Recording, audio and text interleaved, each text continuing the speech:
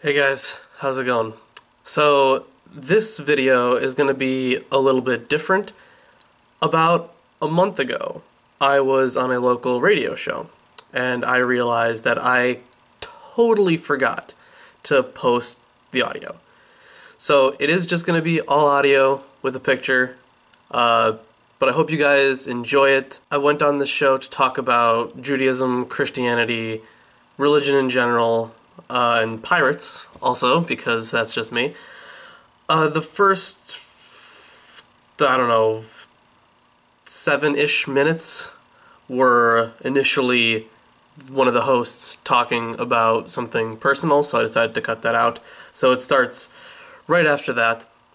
But I really do hope you guys enjoy it. And remember, some of this stuff is a little outdated. I reference some events that are happening, or that were happening, that have already happened. So just ignore that. But I really do hope you guys enjoy the talk. Thanks. So, what I miss here, Joe? Well, I arranged for a person to come in today from the atheist. Well, isn't Milwaukee that perfect? Atheists. As I'm burying my as you're my burying your retired soul about pastor, your my your religion. religion. let's hear what This you is think Lorence. of what happened to my father. Right, and he actually. Why don't you explain the society? Lorence. Okay. Well, the group is called Milwaukee Atheists. And primarily we're just on YouTube right now, just making videos about history and philosophy and science, and every Sunday we do a Bible reading. Right, and you do. This is like your Sunday hour of atheism instead of Yeah, as a counter to. Yeah, it's atheist Sunday school. Okay. And where are you located? And you actually have public meetings? Right? We're located just in Milwaukee. Our studio is in Bayside, and that's like North Milwaukee, like by Mequon. Uh-huh. And we used to have meetings, but we just, like, people weren't showing up to them, so we kind of stopped doing those. But you don't like meet in a tent and have a revival of atheism?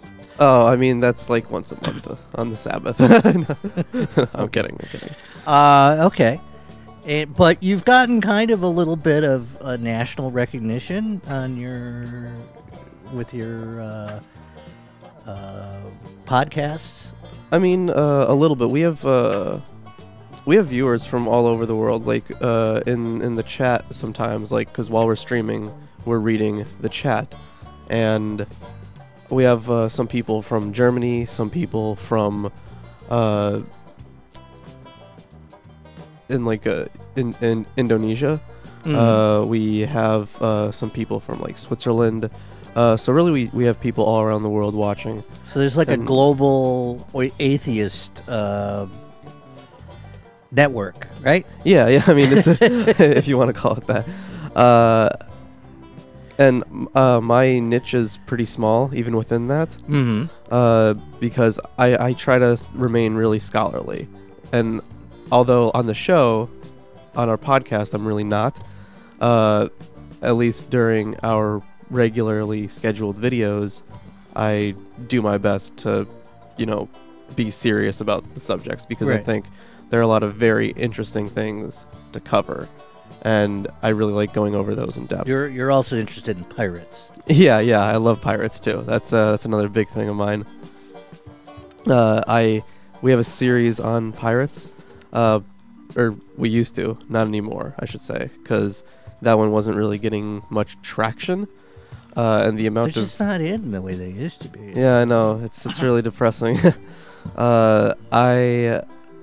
I think I made like 8 episodes of that series. Mm-hmm. And although I loved doing the research for them, since it's the complete history of piracy, the amount of research necessary and the amount of money I would have to spend to get the books necessary was just ridiculous. So it was stuff I really couldn't afford. So even though I have like general histories of pirates, Mm-hmm.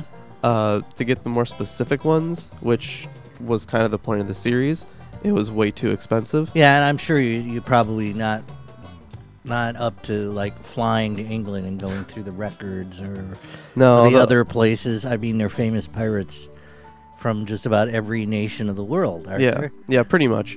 I mean, I would love to go to England or Spain and look through the records. I even went to the library over here, and they had records, and I was thinking, hey, you know what? Maybe there are some river pirates or some pirates that were There going... was a Lake Michigan pirate. Was there? Yeah. Oh, I couldn't find any record of one. I will have to dig up where I saw that. That's apparently pretty there cool. was a guy on Lake Michigan that was a pirate. Well, that is the kind of stuff I was looking for that I did not find. Okay. So the Atheist Society, or whatever, what do you call yourself? Just Milwaukee Atheists. Milwaukee Atheists. Yeah. Okay, and you're... And that is the name of your YouTube channel, is Yes. Milwaukee Atheists. Yes. So it's Yes. easy to find if you just Google, or actually if you search on YouTube Milwaukee Atheists, you are what pops up? Well, it should be... No, yeah, and I'm sorry, I okay, said that the got wrong it. way. That All right, you that's not are. the question. It pops is. up. It does. Not what that was a rhetorical question, I guess. And you were, I saw the last couple of ones were on like Exodus. Yeah, we recently finished up our reading of Exodus. And we just kind of wanted to get through that. Because And you had both the modern English version and the King James version. Yeah, we have... which vary in very odd ways. Oh, yeah. That's kind of one of the interesting things I like. That's kind of one of my fields, I should say. It's...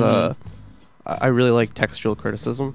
Yeah. And that's where, you have like two manuscripts, and you try to figure out which one is more likely the original. So, and what are the oldest ones written in? The oldest manuscripts? Yeah, of like Exodus. Oh, the Hebrew. Okay. Yeah. And then the New Testament's mostly Aramaic, or it's Greek. Or Greek. The entire New Testament was written in Greek. Okay. Although if there was a Jesus, he likely spoke Aramaic. Mm-hmm. The New Testament itself was written in Greek, and 40 years at least after his supposed life. So for the earliest pieces. Yeah, like the Gospel of Mark was originally written at least around 70 AD. Yeah, but wasn't most of the filtering or the deciding what was the standard text or the Orthodox text wasn't that mostly done at the Nicene Council? Or The around Council that of period? Nicaea, that is The first one. Yeah. That was in the I forget what year exactly, 300 something. It was in the early 4th century. And it was chaired by the emperor. Yeah, Constantine. Yeah. The thing is, a lot of people get this kind of wrong. They think that that's where they developed a biblical canon, but that's not true. Like that's just a myth that was started by what's his name? Dan Brown? Was the it later people? No, was Dan Brown? Was that the guy that wrote the Da Vinci Code? Oh, I don't know. Whatever the. Okay, well, I think he he talked about that a little bit in there, and we know it's a fiction, but it got a lot of people interested. Although I could totally be wrong about that because I've never read the Da Vinci Code. Okay, but there are a bunch of other texts that are outside of the outside of the normal canon. Yeah, and a lot of them come from pop up in Egypt because of the Egyptian branch of Christianity. Right? Yeah, the Coptic one. So the thing is, Christianity, it started as just a Jewish apocalyptic cult, and there were a lot of Gnostic groups as well as what we would call orthodoxy, quote unquote. Right. Can you kind of explain Gnosticism? Sure. As what does that mean? Right. Okay. So the word, the root word for it, gnosis, means knowledge. The Gnostics thought of themselves to be the ones in the know. I guess in a way, they were really the ones that thought of themselves as they thought of themselves as the only ones reading between the lines. So they were getting the divine message. They claimed that while they were reading the Gospels, they were getting some sort of secret knowledge, and you had to be in on it in order to get it. And Gnosticism is really weird because there are some Gnostic groups that they differ in many ways. Like there's any book you pick up on just the Gnostics will tell you about their idea that the God of this world, Yahweh, is actually a lesser God who is just mad at a greater God, and we have to escape the realm of this lesser God to get to the better realm. The meta God? Yeah, kind of. So is that like, I mean, and that thread goes through both Christianity and Judaism, right? Is it there kind of a Gnostic? There wasn't really, although the Gnostic groups, some of them could be considered like Jewish Christian.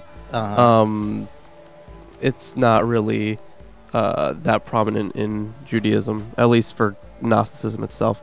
It kind of emerged as soon as Christianity was emerging. So like in the 40s and the 50s, like AD, yeah. That's when. And that was around the time of the first persecutions, right? I'm not sure. Like, I mean, persecutions were going around for forever. Like, there's really no time in history when. I mean of Christians, as opposed, but then they if they weren't identified as Christians before that, I guess you couldn't have persecuted them. Yeah, it was hard to identify them because they were all so different. Like there were some groups of Gnostics that, like the Docetists, for example, they believed that there was no physical Jesus. They believed that Jesus was a manifestation, a phantom, because that's the Greek root word for that. It means to appear. So they just believed that he appeared as a physical human being, but he was really a phantasm, and then at his death he disappeared. Oh, okay. Yeah, that's the kind of secret knowledge I'm talking about. And then there was also like adoptionist groups, and the adoptionist view is that Jesus was adopted by God at his baptism. So he wasn't his son, and then when the dove came down, and that he was filled with the Spirit of God. It was when God said, "You are my son; today I have begotten you." So the Gnostics read that and they were like, "Oh, so he wasn't his son before, but now he is." So and there were a bunch of different iterations on the adoptionist view. Was it there also? There's this huge schism about whether Christ was human or Christ was eternal, and doesn't that go back to like this? I've heard that that goes back to there are two Greek words which are very similar that only changed when you put an iota in it, which was the iota argument about substantive or substantive nature of Christ. Well, I mean, the issue itself that you're talking about is Christology, but I'm not sure about what you're referencing there exactly. Okay. But yeah, a lot of that was an argument from earliest Christianity, whether Jesus was fully human or fully divine, or was he part human and part divine, and like how divine was he, how human was he, and that kind of debate permeated all of early Christianity, and it still kind of does to this day. I find it's interesting because you're a professed atheist. You teach atheism, and yet you seem to know more about. I always find this to be the most interesting thing: is that atheists seem to know more about, are more religious, than a lot of religious people. It's a strange. No, thing. I mean, I get the thought. Because, well, here's the thing that, like I remember early on going, wait, like looking in the Bible in church as the service is going on, and we had a nice Bible that had maps in it. And I think, oh, right, because this actually happened on this planet. And there seemed to be a little bit of a disconnect between people that you were Christians and the understanding of what the Bible was, because when you go, oh yeah, no, we believe in magic. We believe that we could take a plane and fly over to a place where God incarnate, Jesus Christ, lived, walked around. We can go to the place where he was crucified, right? And we can even see where he rose from the dead. And it seems like that would, the importance that magic of resurrection on the planet, that's a fundamental truth of Christianity. That should mean more to everyone walking around now, right? It seems like that should mean more. Like if there were wizards and there was magic wands and there was dragons that breathe fire and we would live differently. Oh yeah, no, definitely. And it feels almost like that Christians don't believe they live in a world of magic where God but they rules, insist on it. And even though they insist on it, right? And even though the Bible is full of of many commandments and many lessons, the ones that they've chosen to fixate on are things about gay people. I'm like, wait, what? and damnation. When they should. The main thing is that, like, oh yeah, no, those people are going to hell, and that's the more important thing than actually living out anything that any of your ideals. Instead, condemning others. So you were brought up. I'm sorry, your name is Lorence? Lorence, yeah. Do you go by a last name? Yufa. Okay. I go by that too. Okay, I just wasn't sure. You were a secret atheist. Yes, and again, Joe brought him in. He's got a YouTube channel called Milwaukee Atheists, where you can with a couple of other atheists. Yeah, with 4,001 subscribers currently. Yeah. And you say you've got about 8 videos so far? No, it looks like you've got a lot of videos. I have a bunch of videos. I just see a page and pages and pages. Oh, you're doing a podcast also? Is that right? Yeah. Every Sunday we do Atheist Sunday School. It's live streamed. Yeah, and right, and you could call in. No, it's not a call-in show. We don't have that. I mean, you could text it. Sorry. And if you're upset by atheists, then you should probably listen to the show, because then you can see what you actually are upset about, instead of making Lorence an odd enemy of your religion. Go ahead and have it be a conversation, because you bring up the way the Bible was written, and there was I only read the book review. Came out of the Bible? No, about how the Bible was formed in Corinthians, right? And about who was the king that was killing people that disagreed about his version of the Bible. I don't know. King. It's funny. We know the name. I'm just blanking on it now because I didn't read the whole thing. But yeah, no, it's interesting that the original apostles did not seem to include the resurrection. Oh, in their creeds, do you mean? In the actual Bible. I mean, you can read Matthew, Mark, Luke, and John, and you go, how come there's differences? Oh, in their stories. Yeah, that's called the for the first 3, the synoptic problem, really well known, that there are so many discrepancies, because it's generally believed John wrote separately, but I don't think he did. I really do think he probably took something from like an oral tradition, but I definitely think he had access to the other gospels. I do love that you have beliefs. Yeah. I believe lots of things. But you're basing them on the text you see, and what you can surmise from like the sequences of them, or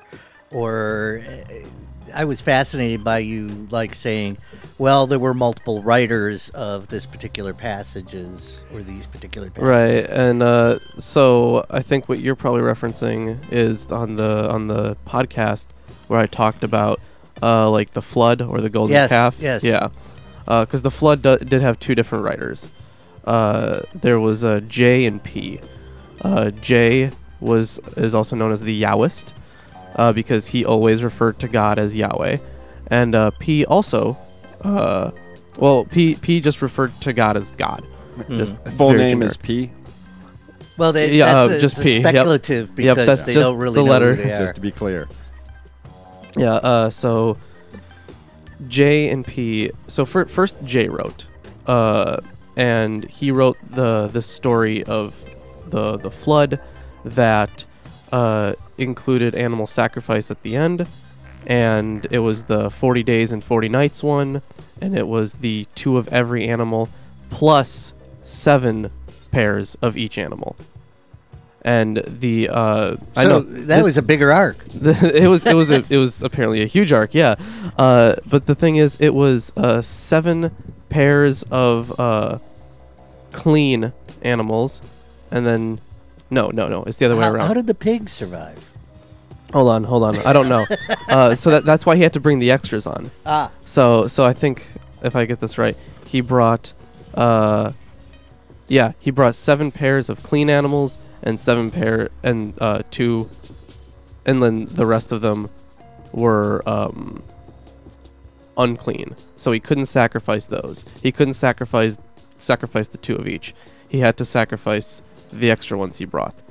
And then P's version. P was an errant priest, and we can tell this from his writings. We can actually just separate the stuff that he wrote from the stuff that J wrote, and from the stuff that E wrote, and from the stuff that D wrote. And since just from the way he writes and what he writes about, it's clear he was an errant priest, and everything he wrote was concerning the priesthood. And in the priesthood's view, the only people allowed to sacrifice were priests. So P read J's story and was like, yeah, I can't have this. So he, and along with some other reasons, he rewrote the Torah. He wrote his own Torah. So he saw it, like, because at this point J and E were already combined. So you already have the flood story, you have a creation story, you have the story of the golden calf. And in some of these stories, like the golden calf story, Aaron is portrayed as a bad guy, and the Aaronid priesthood couldn't have that. So they wrote another Torah, where instead of saying things like, and Yahweh said unto Moses, now it says, and Yahweh said unto Moses and Aaron, just including him and all that. Do you think these got integrated? I mean, there is a tradition in Judaism of putting notes in the margins. Could they have been integrated in that method? Like, there was then the next version absorbs the notes in the margins. This is actually pretty interesting. The Jewish scriptures were usually very well transcribed, because they saw those texts as sacred and like incorruptible. You're not allowed to corrupt them. Right. It was only very few times in all of Jewish textual history that we see like some big variations. Like, everybody made mistakes. That's absolutely true. So not every manuscript's going to be exactly the same. And in history, when they say that it was exactly the same, they're being hyperbolic. But the point is one true inspired text. The point is they were really good at that, and I totally lost my train of thought. Right. That's probably because I was going to talk about Zarathustra getting the direct lowdown from Mazda. Oh, okay, yeah. That's oh, right. This is another thing I was gonna bring up. So first, the Book of Deuteronomy was written, and it was pre-exile. Yeah. And then, and it was only one version, and in the version, the writer of Deuteronomy, D, was saying stuff like the throne of Israel, the seed of David will be on the throne of Israel forever. And then during the Babylonian exile, he was looking back at it and he was like, this is I can't that say was that. wrong. Yeah. so he had to write a second edition where he kind of corrected for it and created loopholes as like in what way God Unless we're bad. Yeah, exactly. the whole point was the Jews done goofed, and that's why they were allowed to be exiled. Okay. And then after the second edition, we then have just Deuteronomy, and after that, when like post-exile, when Cyrus took over Babylon, he allowed the Jews to go back, and some of them did. Some of them didn't. And he funded the temple rebuild, right? I'm not sure if he did. Okay. But I know that they then built a second temple. So in because the Persians were actually rather open to other religions. Yeah. The Persians were pretty cool. So they built the second temple in Jerusalem, and I think during that period, J wrote and then E wrote, and we call him E because that stands for Elohist. So he called God Elohim until God revealed his name as Yahweh. And these are shorthands used by yeah. biblical scholars. Yeah. The idea itself is called the documentary hypothesis, and I think it does have like some holes, but like there are like later iterations on it that kind of fix those. So I think the modern one is pretty good, at least from what I've seen from the evidence. So the modern scholarship on this, I agree with the consensus on it.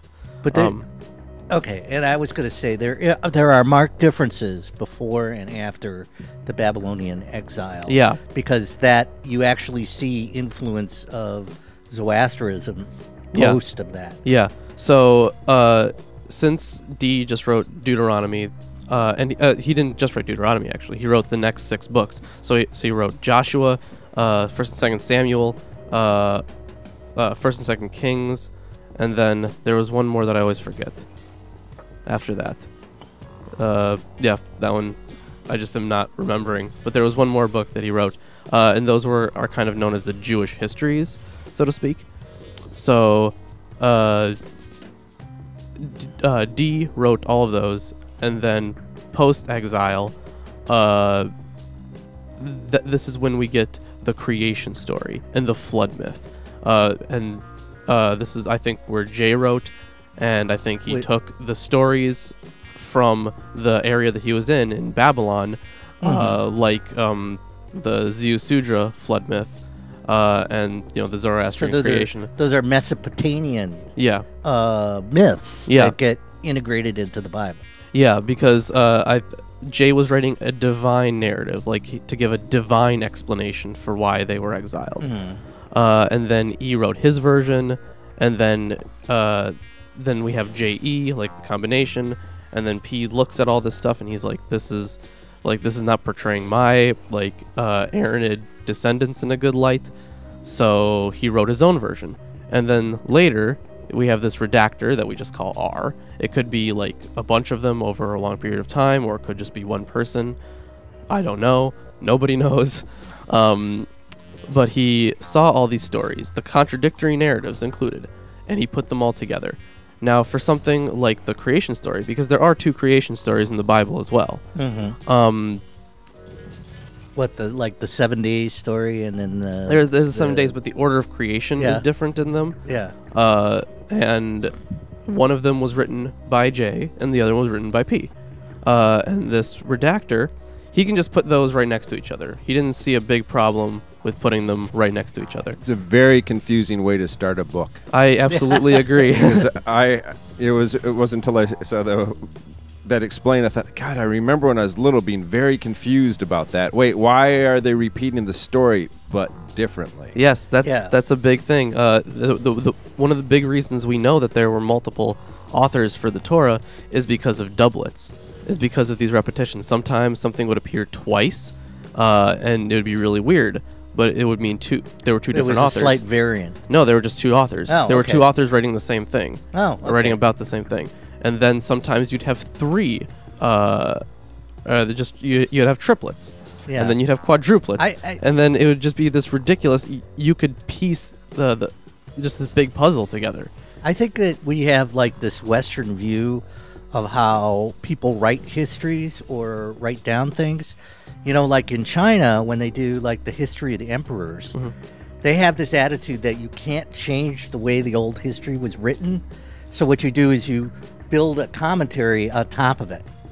And if you've ever read like The Art of War, you can see that kind of concept where you have multiple threads with different commentators. Yeah. And I think that's more natural to the way older civilizations would view texts and histories than what we come up with this edited Reader's Digest version. Yeah. Right? That does happen. I mean, every civilization had their own ways of doing, pretty much everything. They had their own ways of writing mythologies and their own ways of writing history. Like a very popular theme in like around the time of like early Christianity, around that time, first century, a very popular theme was something like euhemerization, where you would take because there was this writer Euhemerus. He would take a god, and he would write a story about the god being on Earth, doing real things at real places, sometimes talking to real people, and it became a very popular theme. He wrote a bunch of these, and then other people got on board. So you'd have stories about Zeus doing stuff on Earth, and stories about Hercules doing stuff. Well, wasn't he always doing that? Except maybe he would be a bull or a swan. Well, the thing is, they all started as celestial deities. Yeah, and what are these girls going out with bulls and swans? It's making it very hard for the rest of us. Yeah. Yeah. So this theme of euhemerization became very popular, and I think it's in part how the Gospels were written, because like when it comes to like the historicity of Jesus, I don't think there was a Jesus. Like there could have been, but I think the evidence is incredibly weak. And I mean you can bring up the consensus, and the consensus is that there was a historical Jesus, but when we look at the actual evidence, it is really, really weak. Like it's all the evidence that they cite too. And it comes much later. Yeah, it's like names scribbled on walls or something. Like, and then again, Shakespeare. Which works of Shakespeare's were Shakespeare's, and how he ripped people off? Well, yeah, but you got people who argue that Shakespeare didn't exist. That's what I'm talking. There we go. The farther we get away from things, the harder it is to understand anything. Right. And we're doing that now with the founders of the United States. Although right? he does have a will. I mean, Will had a will. Yes. Right. Will was definitely a real person. Right. But the more we go farther away from things, the more confusing it is. I mean, even in my 54 years, I get confused about the reality of different things, and I'm like, wait, who did I have as a teacher in second grade? Right. Yeah. I don't know. I better ask P. And then how do you separate that myth? Like, oh yeah, he really threw a coin across the Delaware, or or chopped down a cherry tree. Those are just myths added to enhance the reputation. Well, let's back up. George Washington. Back up a few thousand years. Okay. And try and figure out. So, how did all of this happen? Right? How did we get into the myth making? What was the purpose of religion? I feel like is one of those things that's the more important question. And I think there are a lot of reasons. Do you mean like just mythology in general? Well, that's the thing, is like mythology happened all over, everywhere at the same time and throughout time, and and continues today, right? With urban legends, right? Well, so like, what was the I can tell you that what is the point of urban legends and slasher films, right? Let's go. Why were slasher films done? And it's kind of interesting when you look at different genres throughout Hollywood. You can go, oh well, there was the time during the Red Scare of the commies, where we had an invasion of the body snatchers. Then in the 70s we had slasher movies where sexually active teenagers were being murdered by it was a punishment for sexual promiscuity. Right. Yeah. Yeah. And so like there's these different things, and part of it is like, oh, okay, you go, well, for crying out loud, here we are in 2018, and there's lots of things that are going on in the Middle East. Not to pick on just them, but just because of the birth of Judeo-Christian and Abrahamic and Islam, are all created there. And part of the thing is like, good Lord, we need more new religions just to stop the craziness that's happening today. Like when you look at the book of Leviticus, you go, okay, well, don't do this and that, for crying out loud. Will you please stop having sex with your family members? Well, right? Will you?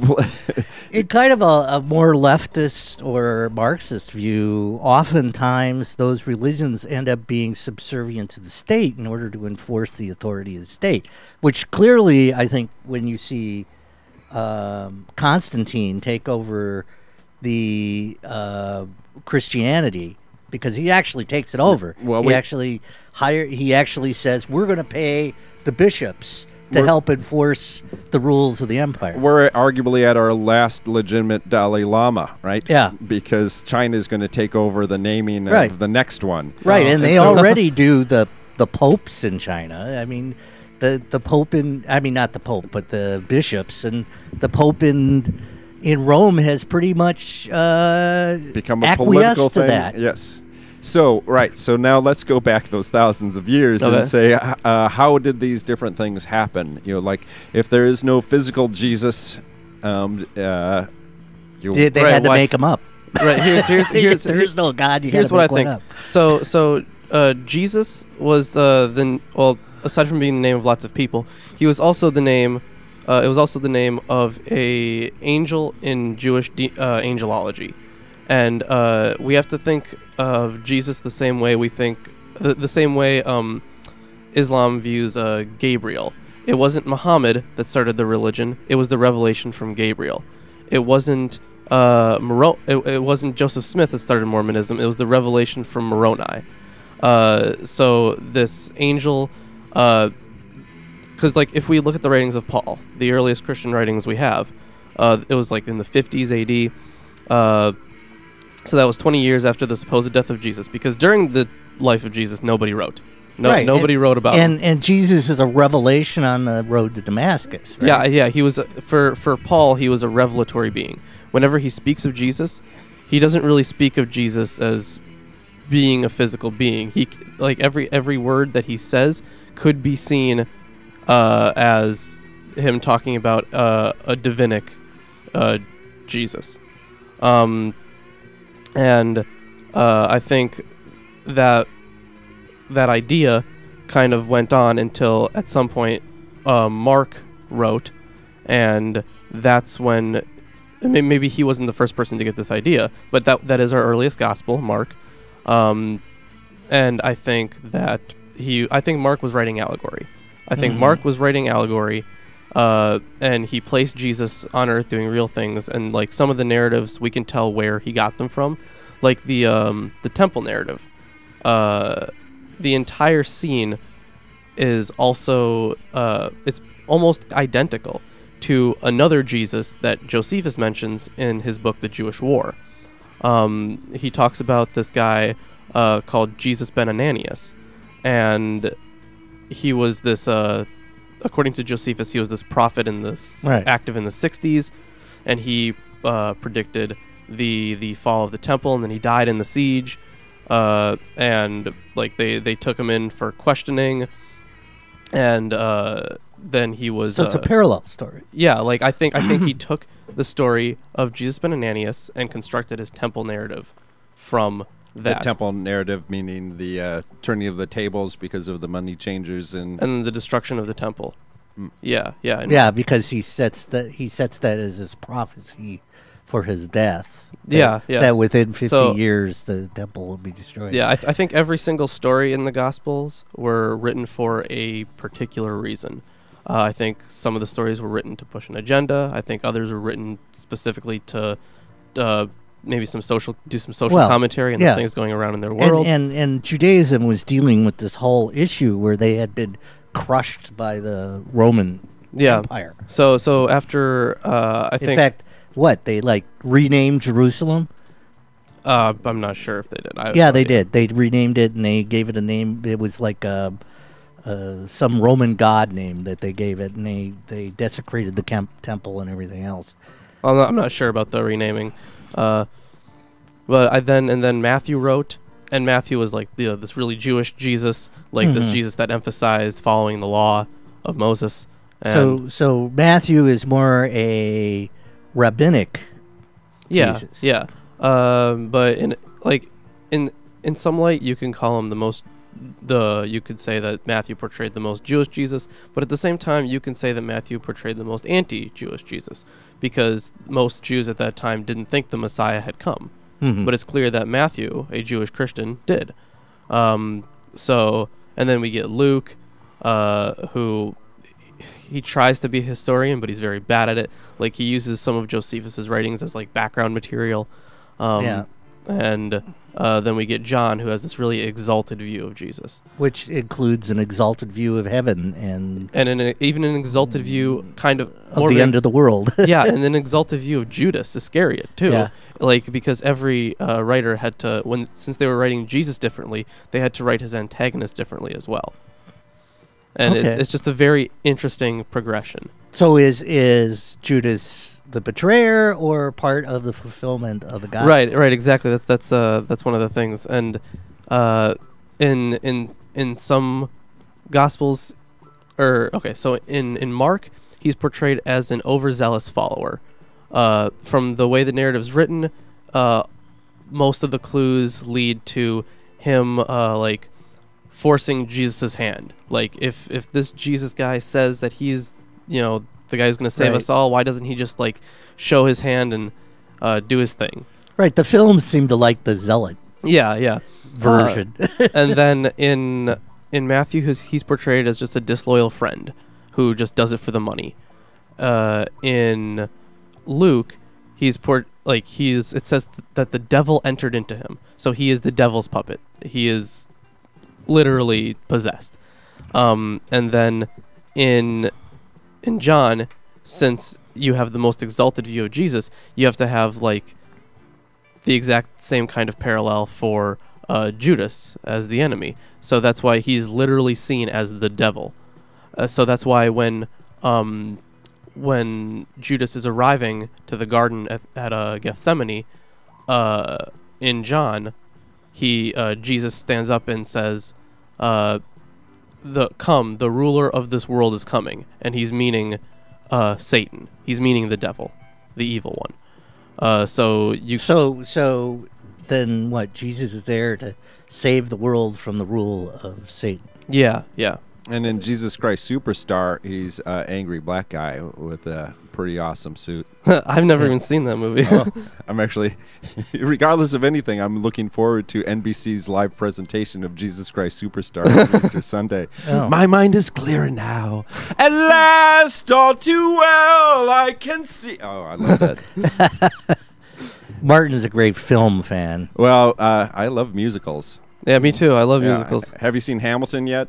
No. Oh my gosh! I've listened to some of the songs from it. That's about it, though. All right. I had a bunch of. Do you believe in Hamilton, Lorence? Yes, I do. My offspring went down to Chicago to see it. Oh yeah, no, it was excellent the other weekend. And again, this is Lorence from Milwaukee Atheists. If you want to see his YouTube, so I'm just reminding people because we only have 9 minutes left, and it gets confusing here on another morning. Yeah, what is this? A religious show? This morning? And actually, I've got a quick clip of what Trump said this morning.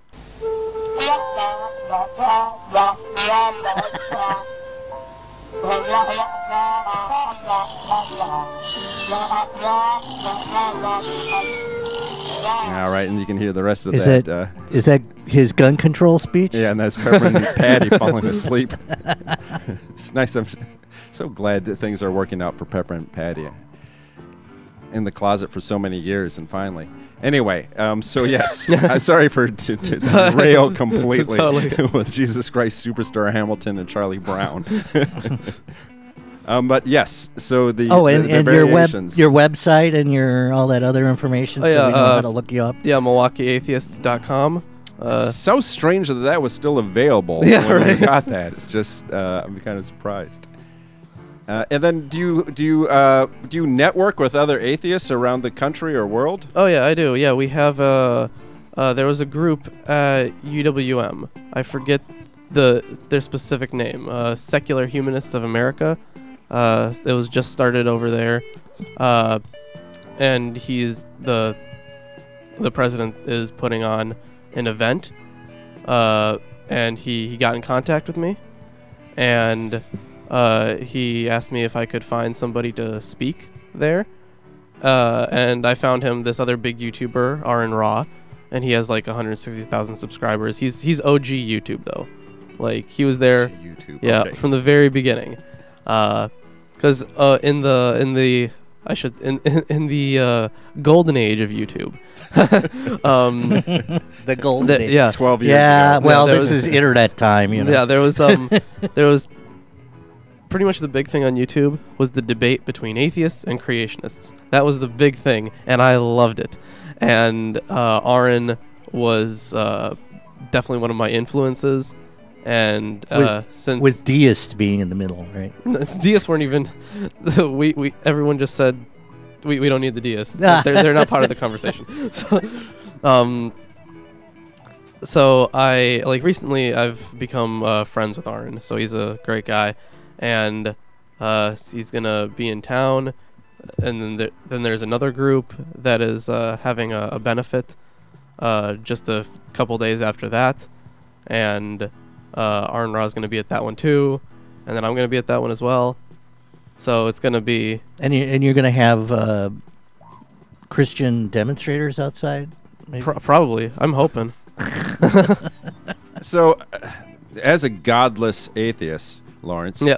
how do you stop yourself from stealing and murdering? Like, how could you possibly? Yeah, how could you This is the possibly? morality argument, How right? could you do anything? It's this interesting thing. I call it empathy.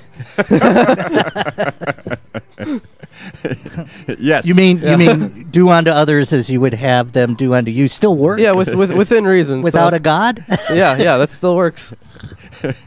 Yeah, no, that's always one of my favorite ones. Is like these people that are out of control, right? You know, that need to be strapped down with some sort of belief. Otherwise, they're going to just have Right. spasms.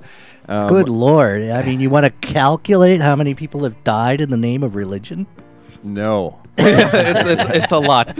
No, and because this has always been one of my big problems, as I was saying earlier, of just like the whole thing of taking the book of Leviticus and saying, right there it says God hates homosexuals. Well, right. And Right, you and shouldn't eat let's pork. list off all the things that we and you should shouldn't do. have a tattoo. No tattoos, right? And Yeah. because like Reagan Right, was you- president when You got that little marker on the side of your door? Reagan was president when I was reading Book of Leviticus, and as a teenager, and it's like, wait a second, Nancy Reagan Oh, should be stoned because she consults astrologists. yeah. right. Bob Dole should be driven out of the city because he's got that bad arm. Right. Yeah. And that crop rotation is just is as bad as homosexuality as far as the Book of Leviticus is concerned. And, Yeah. right, and all of the different things were like, some of them I get, like the whole incest one. Sure, let's go ahead Right. and make some laws about it. But crop rotation or mixing wool and cotton together Yep. is also or like this. milk and, Yep. and meat, right? Yes. And like the first 9 or the first 8 chapters are all about how to sacrifice animals in the temple.